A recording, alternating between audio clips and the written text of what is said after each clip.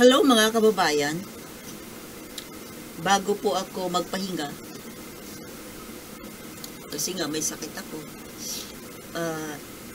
kasi masyado nang late nga po itong nito kasi kahapon puro brown out, hindi ako nakapag-vlog.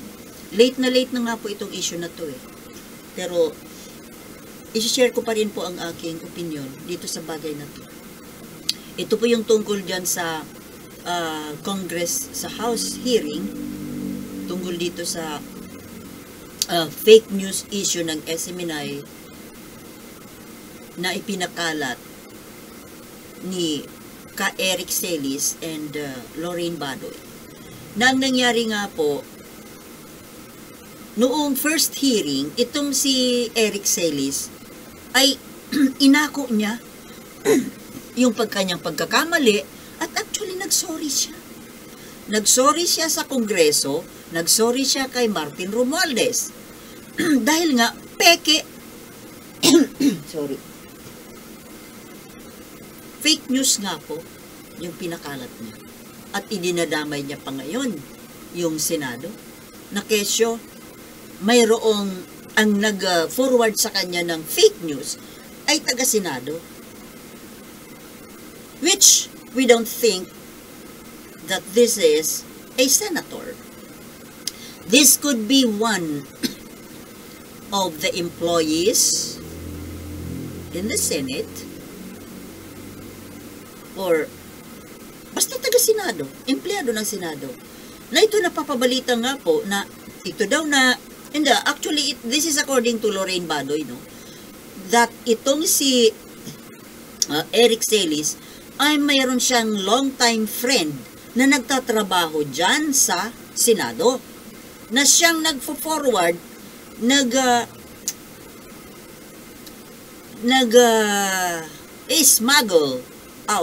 smuggle talaga, ng mga information na nangyayari dyan sa loob ng Senado. At ipin-forward pa nga daw doon sa mga NPA. Now, mga kababayan, this is a very, very dangerous thing na nangyayari pala sa ating gobyerno. Na mayroong spy, rebel spy dyan sa loob ng Senado na nagpapalabas, nagfo-forward ng mga sensitibong issues na pinag-uusapan dyan sa loob at dinadala sa mga kalaban ng gobyerno. Is it not an issue of national security? At ito po, itong si Eric Celis, ayaw niyang ibulgar itong kaibigan niyang ito na nagtatrabaho dyan sa loob ng Senado na siyang nagpapakalat ng mga balita, whether fake or not. Pinoprotektahan ni Eric Celis na kanyang dating parehong dating NPA, or shall we say hindi dati, still could they still be involved in the communist insurgency. At ito pong ang gusto ko po talagang puntusan dito ay yung behavior, unbecoming behavior ni Eric Celis at ni Lorraine Badoy doon sa hearing. Una, alam kong napanood nyo na po lahat kasi nagkalat naman yung social media. I don't need to show the video here. Kasi, napanood yan sa mainstream, nagkalat sa social media, sa mga ibang vloggers na nagpapakita niyan. Ang gagawin ko lang po yung opinion ko. Kung nakita nyo po doon sa video, na itong si Eric Celis ay sobrang nagmayabang at naging bastos. Kumbaga, ikaw ay isang accused na tao. At sa harap ng mga nag-iimbestiga na dapat sana'y naging magalang ka at nag-practice ng humility, pero hindi. Nakikipagbalitaktakan. At alam nyo, nakakainis pakinggan kay Eric Celis. Ano ba yon? Nagmamagaling or nagbubobo? Sobrang masyadong nagmamagaling na parang nakikipagsabayan sa mga lawmakers na para na siyang itsurang lawmaker din kung magsalita. Isang tanong, one question, answerable by just yes or no, ang haba po ng pasakalye. Di nga ba't may nairita na isang kongresista? Ang haba ng introduction ng mga highfalutin, using highfalutin terminologies, na para bang nagpapakitang gilas na sasabihin ng mga tao, oh, this is a potential lawmaker also. Or baka naman talaga may balak na tumakbo na senador itong si Eric Celis? Hindi kaya? Nagmamagaling masyado, akala mo kung sinong napakagaling na tinatapatan yung mga kongresista. Kung yung mga kongresista nga malumanay magsalita, pero ito si Eric Celis, mataas, nagmamataas ng boses, malakas ang boses, at talagang bastos po talaga. Bastos talaga. Tapos, ayaw na ngang sagutin kung ano-ano mga paligoy-ligoy pang mga salita. Hindi naman talaga niya i-expose yung source niya. Kasi, alam nyo, parang wala naman talaga kasing source. Biruin mo, mas pipiliin mong makulong, ma-contempt, kaysa i-reveal mo yung source, masyado mong pinoprotektahan. Bakit? Kung masyado mong pinoprotektahan ang iyong source, you must have a hidden agenda of whatever sort. Di ba mga kababayan? Alam nyo, tingin ko, tatakbo ito, yung mga galawan po ni Eric Celis, ay parang may tipong gustong tumakbo. The fact na mas pinili niya, actually parang nagpresenta pa siya na i-contempt siya. Ikulong siya. Why? Ito na po ang mga kasunod na pangyayari. May nag-vlog dyan na kaysa gusto mag-hunger strike. What for? Halatang-halata po ang galawan ni Eric Celis na gusto magpasikat. Gusto magpasikat. At itong pagkakakulong na to, na sarili naman niyang kagustuhan, dinidare niya. Dinare niya yung Congress na ikulong siya, i-contempt siya. O di pinagbigyan. Yung pala sana nga kung naisip ni Congress, hindi siya dapat kinontempt. Kasi dagdag sa kasikatan po O lalo pa ngayon, na aabutan sila ng Pasko at Bagong Taon sa loob ng kulungan, sa detention cell, o di parang mas lalong papabor sa kanila. Diba?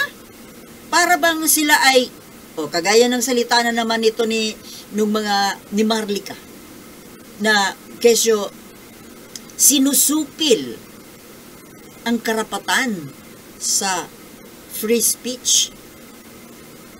Ano ba yan? Nagmamagaling naman. Anong sinusupil? Kita mo na nga na fake news. Umamin na nga na fake news. Sinusupil?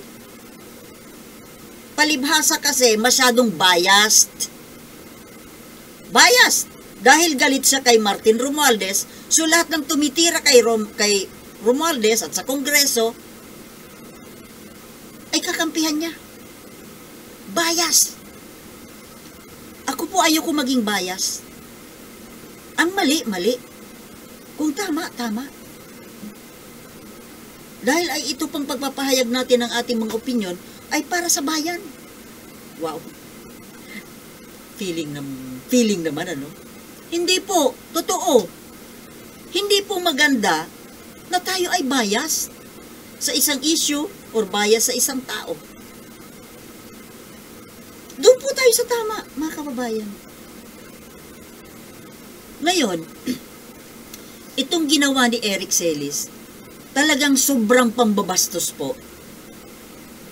Na para bang akala niya hahangaan siya ng tao, magiging sikat siya. Mga kababayan, parang ipinakita lang niya na hindi pa siya nagbabago kung talaga siya ay, well, dating NPA, rebel returnee, hindi pa po nagbabago, mga kababayan.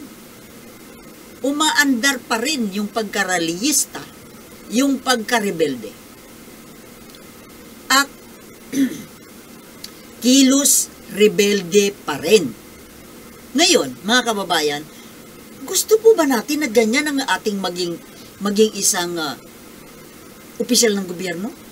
Dahil halatang halata naman po na mayroon siyang tinutumbok. Di ba malapit na ang midterm elections? Abangan nyo. Abangan natin, mga kababayan. Ang hula natin dyan, yan ay tatakbo. At kaya ngayon, ginagamit niya itong issue na ito para siya ay sumikat.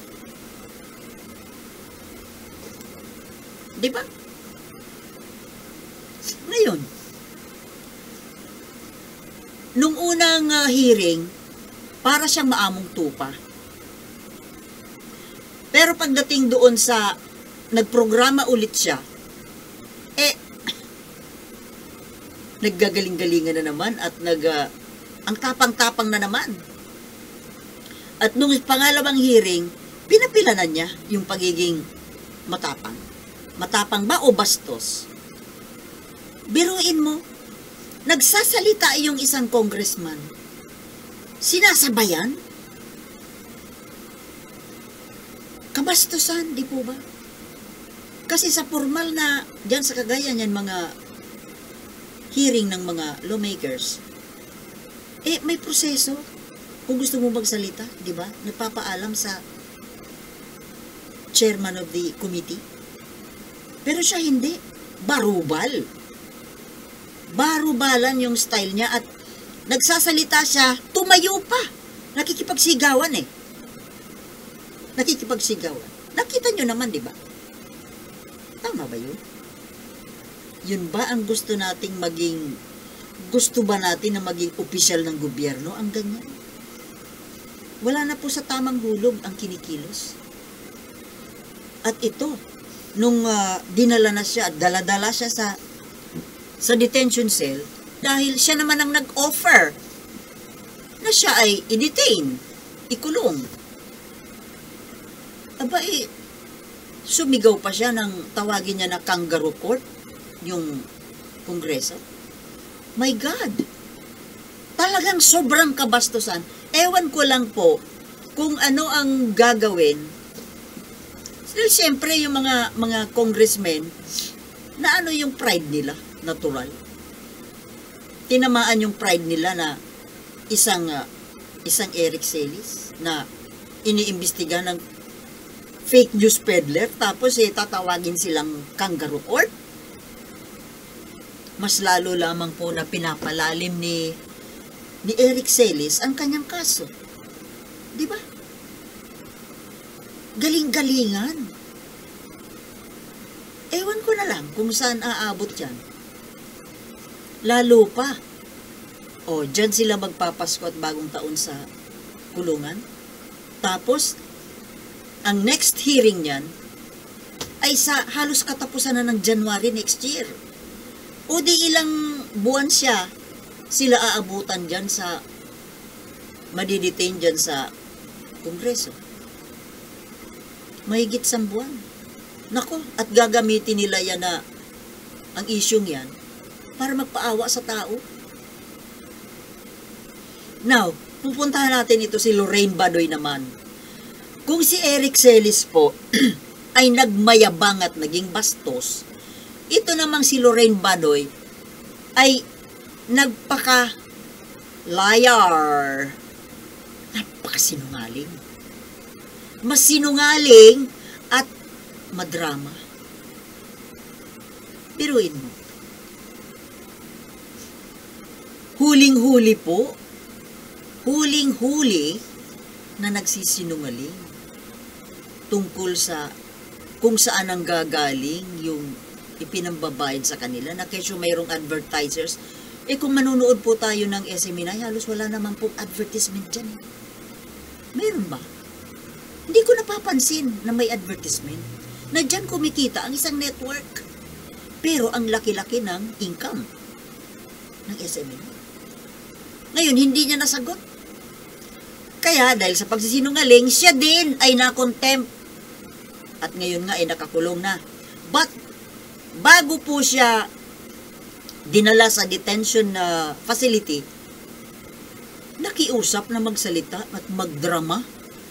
Narinig na natin yan nung first hearing Yung drama niya na kesyo nalulungkot siya dahil ganito ang ginawa sa kanya ng Kongreso, na ang tatay niya ay dating congressman, na nung maliit siyang bata ay daladala siya ng tatay niya doon siya naglalaro. Ginawa po lang playground yung Congress. 1970s? 70s daw congressman yung kanyang ama. Congressman Badoy. Never heard. Anyway, 70s, ano pa lang siya noon? 3 years old.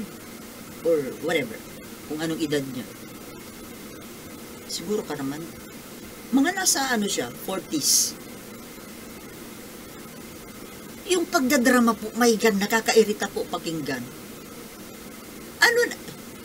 She is appealing to the, emotions. Emotions ng mga congressmen na, dahil sa yung tatay mo ay dating kabaro nila at ikaw ay dating naglaro-laro doon. Parang, nagpapaawa? My goodness. Ano naman ang kinalaman nun? Anong connect? Sorry. Ano naman ang connect nung paglalaro niya nung bata? Anong connect ng ginawa niyang playground ang batasan doon sa kaso ng pagsisinungaling? At akala niya maaawa yung mas lalo nga na may nairita. Nairita si Congressman Romeo Acop. Nagbabanggit pa kasi siya ng mga pagmamahal sa bayan. My goodness. Peke na pagmamahal sa bayan. Plastic. Napaka-plastic po ng mga taga-SMNI. Yes. Hypocrites. All of them. Hypocrites. Pagmamahal sa bayan. Excuse me. Kung talagang mahal ninyo ang bayan, hindi kayo maninira at hindi kayo papanig sa isang drug lord at sa isang hindi nakikipag-alyado kayo sa isang sex trafficker sa kagaya ni Kibuloy. You know, of course you know who Kibuloy is. I don't need to itemize the breakdown of his offenses. You know exactly what you are doing, you people in SMNI. You know exactly. Huwag na kayong magkunwari pa. Kaya nga dapat naman talaga mawala tanggalan ng prangkisa yung SMNI. Kasi kayo ay nakikipag-alyado sa mga murderers and drug traders at kung ano-ano pang mga kailigalan. And worse, you are siding with the traitors of the nation. Di ba? O ano? Sagot! SMNI! Tapag-tapangan din, Mga kababayan, hanggang dito na lang muna kasi talagang gasgas na po ang aking lalamunan. Okay? Thank you for watching and I hope to see you in my next vlog. Okay? Bye. Peace.